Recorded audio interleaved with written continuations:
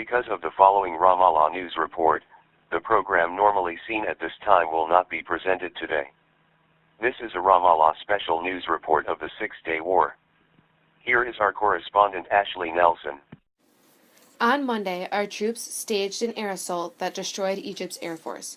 In just 3 hours, our soldiers destroyed 280 jet fighters and bombers. All of their troops were then left exposed to airstrikes with no way to defend themselves. Accordingly, within the first 4 days of the war, we, the people of Israel, had defeated Egypt. The defeat of Egypt did not come easily, but in the end, Israel is the victor. Consequently, we have gained the Sinai Peninsula. However, the battle over the land was not easy. We fought many hours on the front lines, to the point where the Egyptians sent a message to their troops to cowardly withdraw. We, however, would not make it as easy as just turning around. Instead, we intercepted the call and encircled the Egyptians, knowing they'd have to come to us. As a result, when the Egyptians arrived, we took them prisoner. Tens of thousands of Egyptians were imprisoned, but we had mercy. We let some of them return to Egypt to disclose their humiliated defeat. Now Nasir and his conspirators can no longer lie to their people about the actual events of the war. Egypt, however, was not the only country in which we defeated. We also defeated Jordan and Syria, gaining even more territory. Jordan's defeat was pathetic. We defeated them within the first 4 days as well. But we destroyed their air force in minutes. The main battle was over the sacred city of Jerusalem. Although the term battle is generous, it was nonetheless a deserving victory from our troops. In fact, after just 5 hours of combat, the Jordanian soldiers withdrew from Jerusalem. During this battle, 105 Jordanian soldiers died. Correspondingly, 35 of our soldiers died as well. I and the rest of Israel show our gratitude and sympathy to the families of those soldiers, as well as thank them for their ultimate sacrifice. And despite of the loss of soldiers, we recovered our lost city of Jerusalem. There our people were able to visit and remember those who had fallen at the Wailing Wall.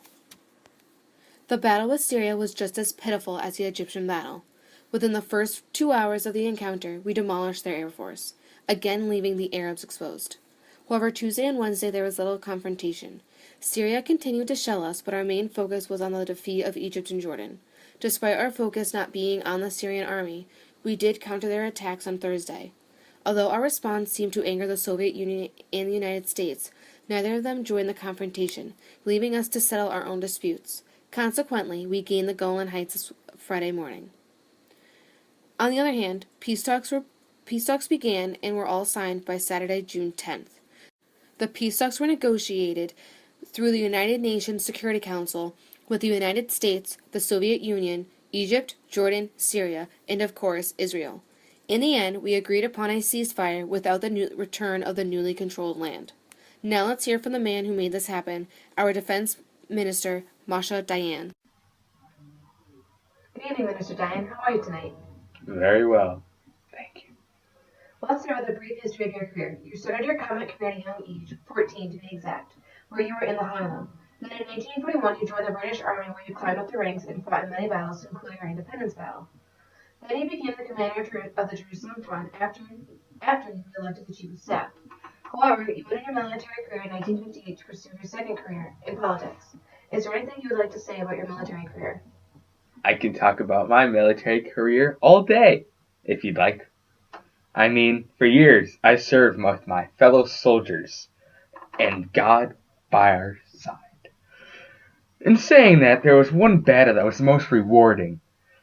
Our Independence War in 1948. There, I not only was able to defend the Jewish population, I was well as other soldiers were able to push back our enemy. You seem very proud to be in the war.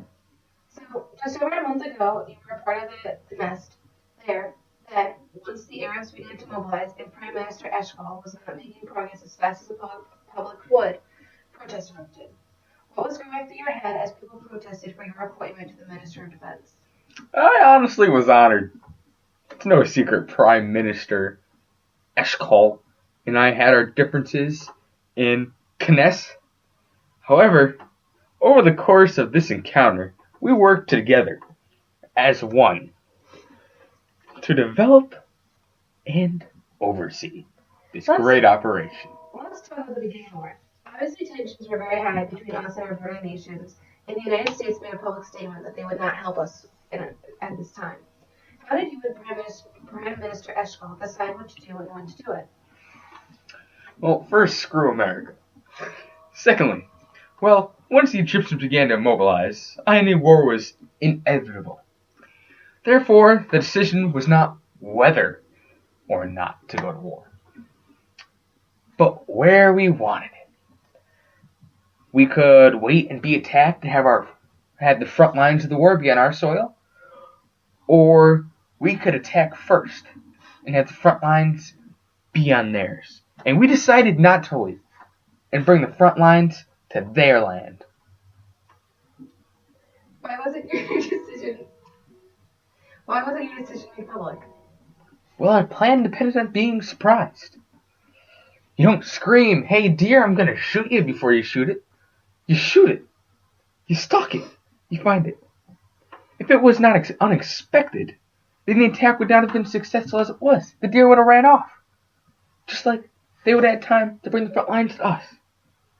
Although we both wanted to disclose what was happening to the people, because we're for the people,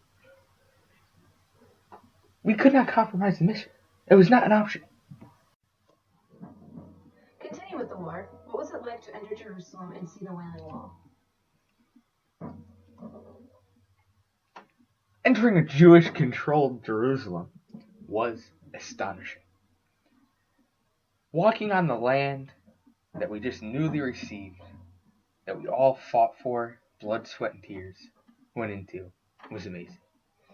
And then, when we saw the wall, just took my breath away. We all went there. We all prayed for the soldiers that have fallen to gain this wall, knowing that we've done it by ourselves. We wanted to pay our respects to everyone.